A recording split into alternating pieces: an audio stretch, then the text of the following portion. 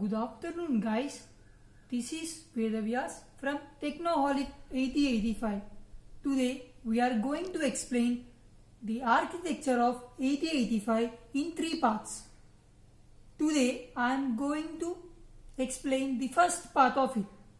Let me explain how I divided the working of it into three parts. First of all, we all know the work of processor is to fetch the details and then decode it and then execute the program we give to them. Rather it might be a phone, washing machine or anything. It all works the same, right? Hence, today I decided to go to the part where we can understand the process of fetching by the microprocessor Intel 8085. So, without any further delay, let's get started. I have divided the working of a microprocessor into three parts: fetching, decoding and execution. Today we are going to see fetching. First, before going into fetching, let me introduce registers. Registers are present inside the microprocessor and these are used to store the information. These are like the variables in our C language, but as we all know, C language is a higher level language. In microprocessors, we use what we call assembly line language. Hence, to give a clear-cut idea, let me compare this with a bag and your pocket. We all know you can store a lot of things in your bag, but you will store the most important stuff in your pocket. It is the same here. Even if we have memory out of the microprocessor, we need to store some of the most relevant and important things inside the microprocessor. So we use registers, we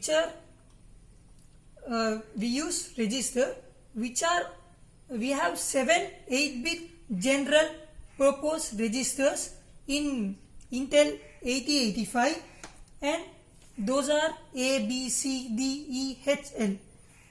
Okay, now without going into registers, let me generally tell you an example. Okay, let us take a program, C program to add two numbers. Here, we just declare three variables and then add these two and then print the statement, right? If we take it in the hardware level, this A would be register, this B would be another register, the answer is also another register. I hope you got an idea of registers, right? These registers also like variables, but there are not many registers and these are in limited numbers, right? Let me give an example of 8-bit register present in 8085 microprocessor. 001, we all know what does a bit mean. A bit means 0 or 1, right? So I have taken this random number 001 10011. In hexadecimal system, this 0011 is 3. This also we have here also 0011, which is also 3. Hence the value here is 33H. Is it okay? And the partitions here, as I told you, these are hardware things. These are known as flip-flops. What do they known as? Flip-flops. Okay. Now let us get into the core topic of fetching. Here we can see the memory unit and this is PC, program counter. It is what we call what are instructions, right? These are addresses. Instruction register, instruction decoder. This is address bus, data bus and control bus. Data bus is 8-bit, address bus 16-bit, control bus is also 8-bit, right? These are the addresses. The first thing that does happen is, first we are getting the location, address with the help of control bus. We all know what does a control bus do. it just reads or writes, right? Now we are using read. It took the first, what did I tell IR means? I told you instruction register, right? It takes the address of first instruction, and this instruction address is stored in PC. Okay, right? Now we know the address. Now we should grab the thing, right? Now what we do is, with the help of data bus, we already have this, so we are going to read the instruction this with the help of control bus, right? So we have taken the first instruction and it goes into instruction register. Here the process of fetching is done. This instruction register then forwards the information to instruction decoder, after which the execution takes place. Okay, now let us see the same process in a large scale. This is a multiplexer. I will discuss about it in my future videos. And these are the registers. W and Z are also the registers, but those are called as special purpose registers. B, C, D, E, H, L are general purpose registers. And here, let us start with PC, program counter. It is the main important starting point of any instruction, as this is the place we have the location, right? It is also 16-bit, and follow my hand. The information from PC gets separated into two parts: address buffer, which is of 8 bits, and data or address buffer.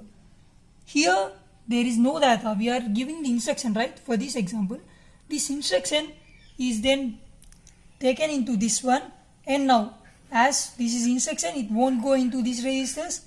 It will come directly to internal special data bus, and from here this instruction is then sent to instruction register, and then for the process of decoding, this is sent to instruction decoder. This is as simple as this. Then you people might ask, what is this IR? This is the increment. I forgot to mention here. Once we take the address, come right after the fetching the instruction, this PC increments itself to next address, so that it would be ready after the execution to take this instruction. We all know, if let us take a general example. I have a mobile phone and I want to open Facebook. For opening Facebook, I will click the icon there. Actually, the icon contains the address, which is then used to gather the instruction. All the program is run by instruction to instruction basis, one by one, not at a time. We might see we have opened a photo, we got the complete picture of it within a fraction of a second. It is because today we are using the processor with a clock speed of some 2.2 gigahertz, 2.7 gigahertz and so on, right?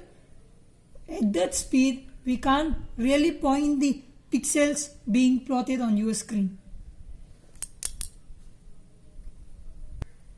A quick summary. Here, the address is stored in PC, and with the help of it, we are gathering the instruction, and it is then stored in IR, meaning instruction register, and then sent to instruction decoder. This is as simple as this. I am telling you, this is not the complete block diagram of Intel 8085. This is just the diagram related to fetching.